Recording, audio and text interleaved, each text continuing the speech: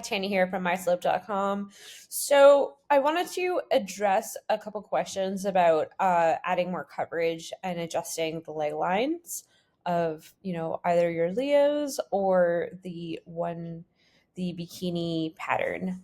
So introduction, when adding more coverage to the bottom piece of a leotard, there are two options. So lowering the leg line with a straight seam or contouring below the gluteal fold. Each option is going to have its pros and its cons. So by straight seam, I'm talking from the side seam to your gusset and then no curving. And then we'll talk about contouring below the gluteal fold. Let's just go over a little bit of pros and cons.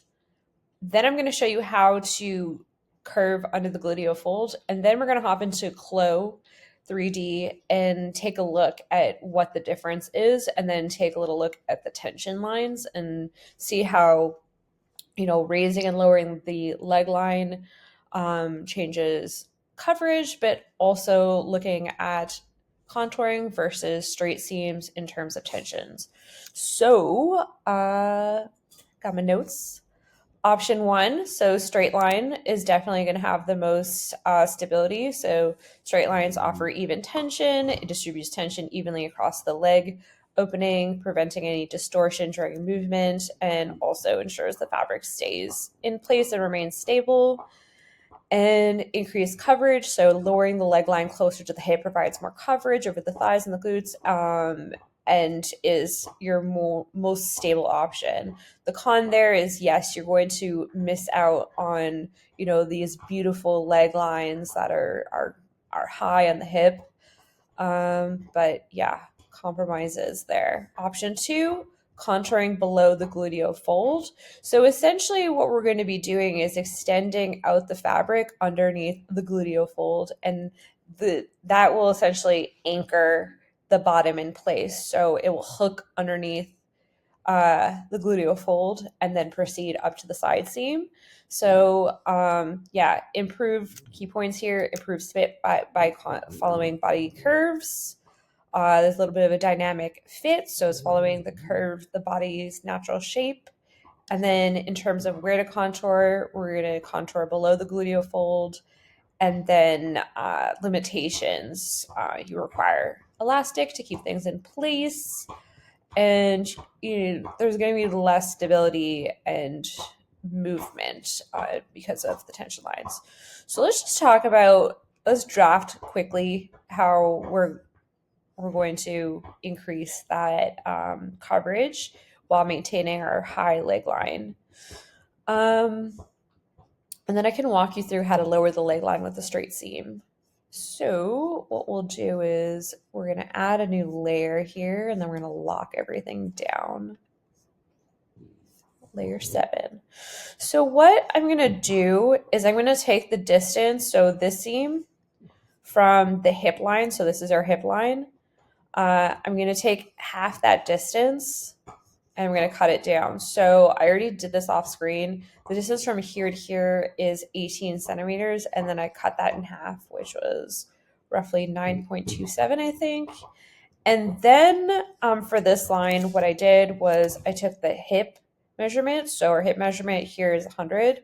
I divided it by 8, and then I multiplied it by the reduction ratio. So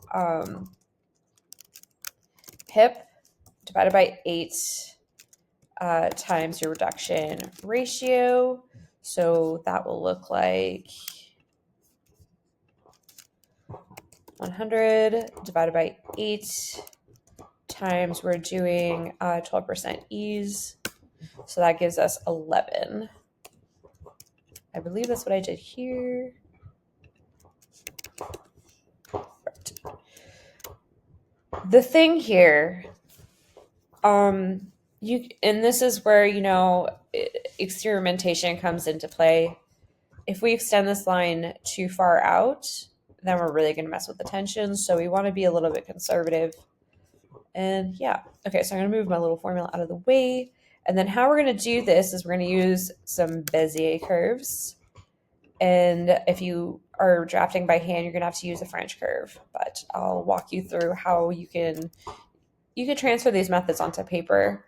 So what I'm going to do is from my side seam, I'm just going to draw a point, a straight line from the 11 recap. I'm taking the distance from our hip line to the gusset, dividing it by 2. Then I'm drawing a guideline out from our center back, hip over 8 times reduction ratio. And then I'm going to draw in a little guideline there. Oh, wait. What is happening? Okay, here we go. And then I'm going to do a little Bezier curve. So I'm going to make sure that my curves are trued, so they align with my seams already, because these seams, the angles are already trued. And then I'm gonna freeze this. So Command 2 if you're using Illustrator. So I'm gonna pull my handle here so it's aligned with you know what? I'm gonna change the color so we can see it better. Oh, how do I do that? There we go. Let's do blue. Okay. Once again, I'm going to pull it out. We're going to line it so that way we're true. See, no matter where we go, we're in line with that line. I'm going to connect it here to this point, and then when I pull my handles, I'm going to make sure that they're in line with this guideline here. And we're going to make the curve subtle, nothing crazy. So I'm just eyeballing it here. And then when I connect to my side seam, I need to make sure that same thing. Our Bezier curve is lining up. Here, maybe I change this color to make it easier to see. And I can pull this handle down.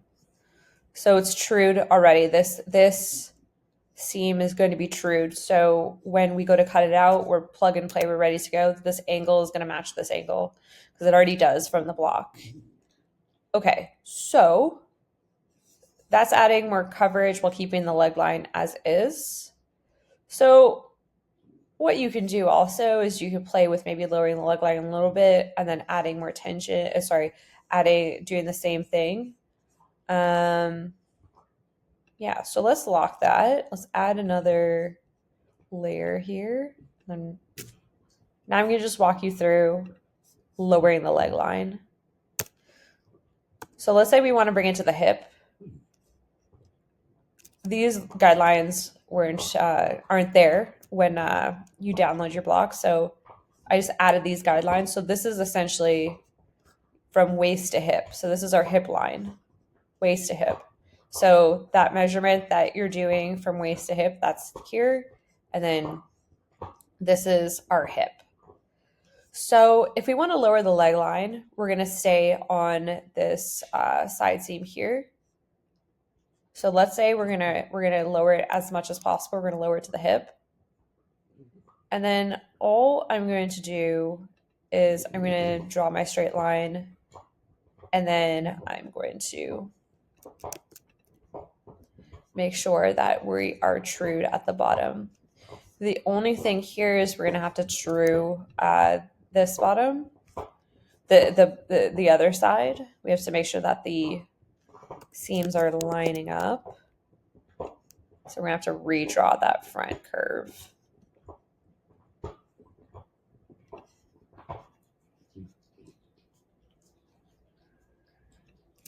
Bringing the apex of the curve a little bit forward, so that can impact fit.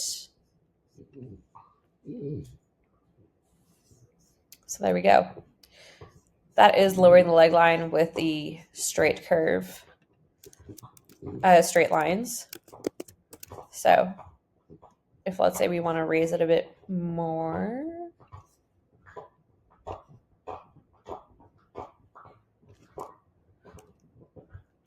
I mean, I'm lying a little bit because the line isn't complete. I'm not doing a complete straight line. Okay, yes, I am. Well, there is a slight curve in it, yes.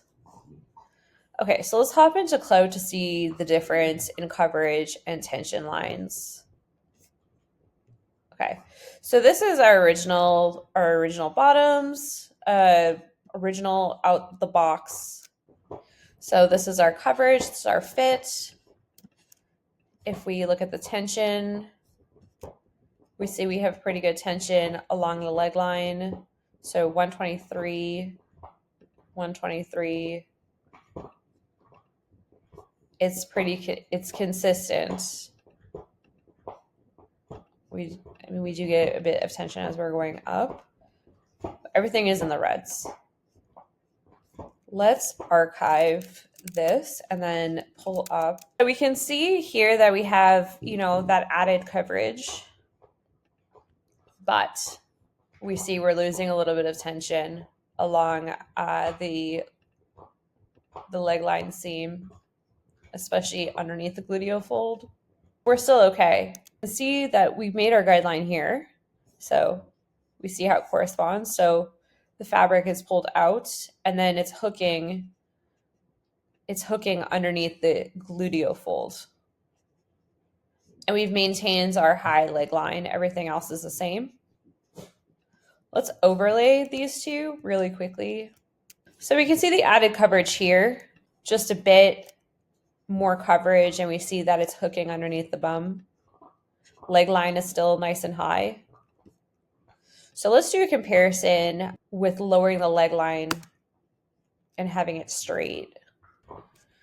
So we see that we've lost, obviously, that really high leg line, but we've gotten a significant amount of coverage.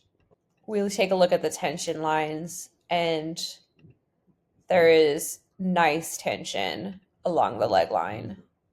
Nice and consistent. It's a stable garment.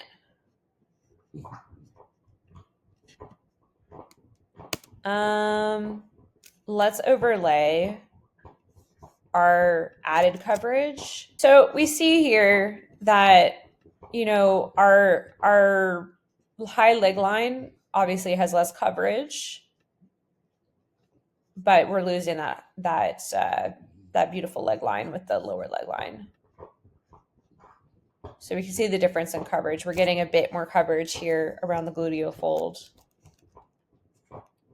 And then obviously we're losing a lot of skin in the front. So different design, but I would argue that lowering the leg line, and you don't have to lower it to the hip like I did, it just does provide a bit more stability in the garment. That is going to be your best bet. So you could compromise between the two. So you can lower the leg line a bit more and then add more coverage in your back piece. And so you can you don't have to be as dramatic, and you can, increase some stability.